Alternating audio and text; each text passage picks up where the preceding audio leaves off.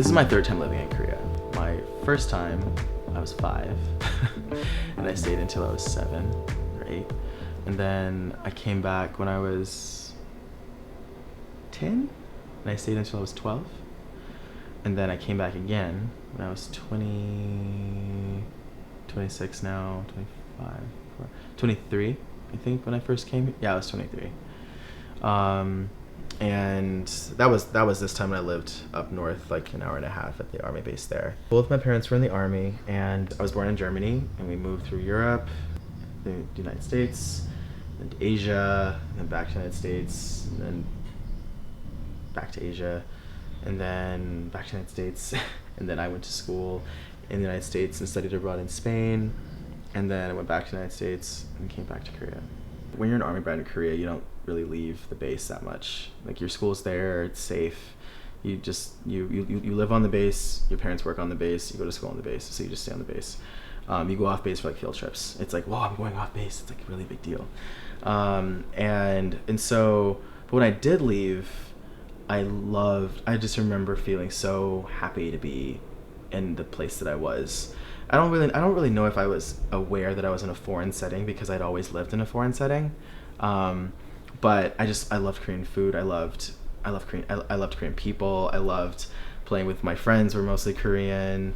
And I loved being in the city. There was always something interesting to look at, like fast cars, I was a crazy kid, and Dongdaemun was a dream come true. There were so many toys in the toy market, and I was just like going crazy. But I don't really think it changed in my mind. If I look at the mental images I have from when I was like 5 and 7 to 10 and 12 and to now, I would say it still looks the same. I came with the military. After university with ROTC, you commission as an officer, and then you owe the military essentially the same amount of time that they gave you for university. And I knew that I needed to dual track my careers. I needed to, like, obviously fulfill my commitment to the military, serve my country, which I was excited about. But at the same time, I needed to, like, focus on what was going to happen afterwards. And I looked at all the options of places I could go, and I knew that Seoul was the only place I could have that's like I guess a fashion capital, if you will, and also do my job. First job, I was very, very, very fortunate. My boss, as soon as he met me during my meeting, my in-brief is what they call it, he just asked me what my hobbies were, and I was a little afraid of telling him, one, that I was gay, and two, that I was into fashion. But for some reason, he kind of picked up on it, because he had seen me dress outside of my uniform as well. And so he just kind of dropped a little hint. He was like, "So, do you know there's Seoul Fashion Week here?" And I was like, and when he tells me the story, he always goes back to how my face just lit up when he said that. And so at that point, he kind of realized, okay, this is the kind of guy that will probably be wanting to do a lot of those things. And so as long as I got my work done, I was able to basically come to Seoul at any time that I needed to. It's actually been a gradual process. So in the beginning, I would say no one knew, but they would see me in my normal clothes. They would always take note of it, and it was always really weird because no one else would dress like that. It's a bunch of army guys, and some of them are not from the most, I guess, progressive or fashionable places in America. So it was always very shocking for them. And in the beginning, I got a lot of, or I guess I could say I had a hard time in the beginning. Not only because my hair is extremely long for military regulation. It fits into the regulation, but just barely.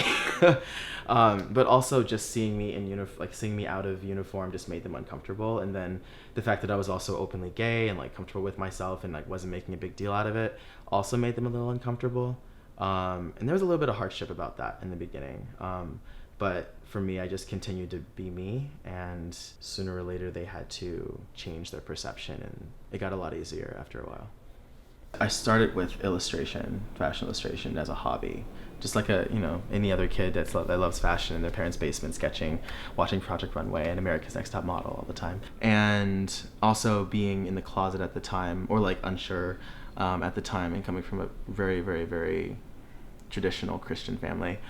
And it definitely, it was tough. I remember when I came out of the I was telling my parents I want to be a designer, I want to be the fashion designer. Then my big, strong dad with his only son was like, I want to be a fashion designer. And he's just like, oh, okay, I thought you wanted to be something else. But yeah, and so there was absolutely no support. So I remember when I got that internship offer for New York, and I was like, wow, I'm 14, I can go work in New York as an intern now, just off of my work, not even like a real connection with anyone, just they're impressed with what I'm doing at that age. And then my parents just said no. They just told me no. So I actually didn't end up going. And then I remember I wanted to go to fashion school in New York. My parents were just like, not happening. We're not paying for that. So that's actually why I ended up going to ROTC and joining the military. And then I don't actually talk to my parents for differences on the spiritual legality of being gay, if you will. And so yeah, it was tough, but I'm in a place now where I'm separated and focusing on myself, and I think what my purpose is and why God put me here. I still think God loves me as a gay man. So working as a designer in Korea, because in the United States I haven't really designed necessarily. I do most of my business in the United States, but I would imagine working in Korea is a lot easier because of the amount of resources you have at the cost that you have them. Like having Dongdaemun Market so close to the center of the city is an amazing resource for designers. All of the pattern makers that I've worked with, they're like right in Dongdaemun, like maybe a 3-minute walk from the market. So it's like I can go to the market, I can grab my materials, and I can go to them with my sketches and my patterns and my designs, and then basically they can assemble everything, and the timing is extremely good. It's so fast. They can make things just like that. It's difficult because I'm in the military. So the first thing is you have to have a business license to do literally anything here. Either you want to show at Seoul Fashion Week, that's your own not sponsored show, or if you want to open a store or anything, you have to have a business license for that, which is understandable. You have to pay taxes. So during our time looking for a business license, I realized I didn't have the right visa because I'm in the military and I can't technically change my visa.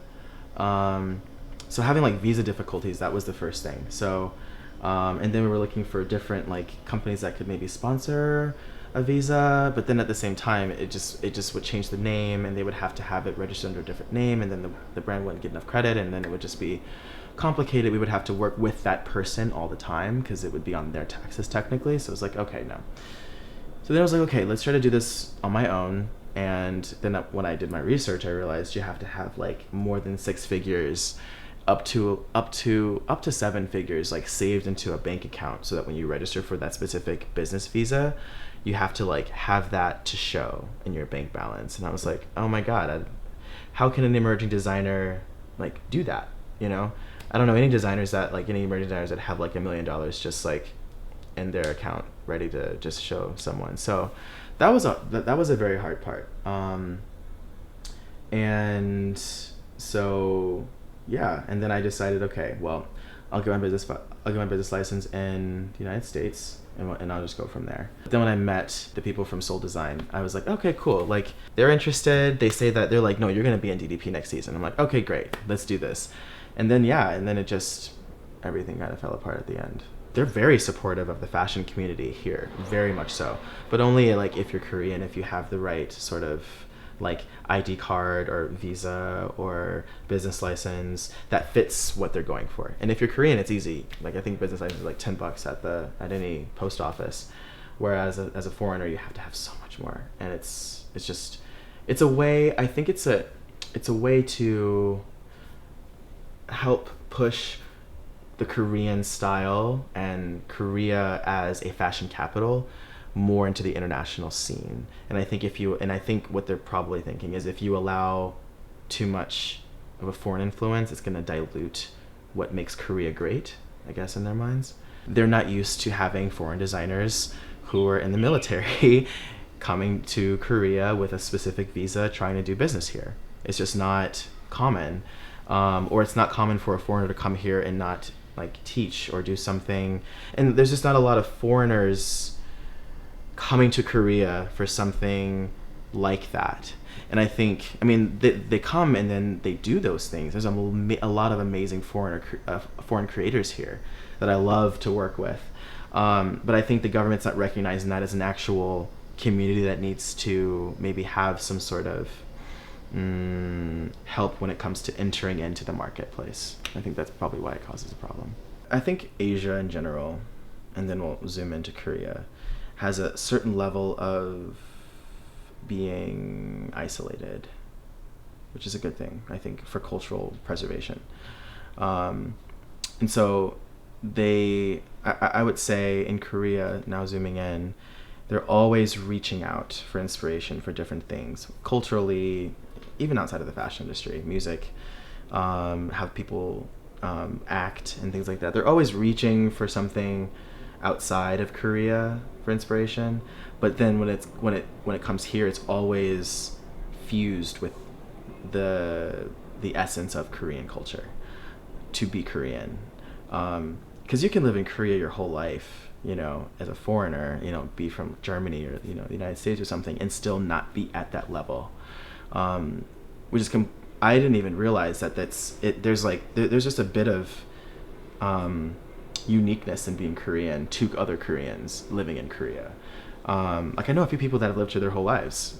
Like I met one doctor who his dad was here, his great grandfather came here as a missionary when 1800 something, and still he's Korean, but not that thing. He doesn't have that thing yet, because it's an ethnic thing that no one that can't be replaced or copied. And so yeah, I think it's interesting fitting into this place. As an army guy, I would have a lot of negative perception about me, which is why I kept it under wraps for so long. And then as a gay man, if that's also mixed. I think when Koreans see me, they see a black guy, and then all of their social constructs of what's right and what's wrong kind of fade away, and then just kind of receive information. So for example, if I'm holding hands with Kuro, my husband, and we're just walking down the street, I don't think there's going to be a lot of oh my god, that's so horrible. But if we were Korean, I feel like they'd be oh my god, what the hell are you doing? I think when you're a foreigner, you have a little bit of leeway with the rules, I guess, the rules that kind of keep society in Korea together.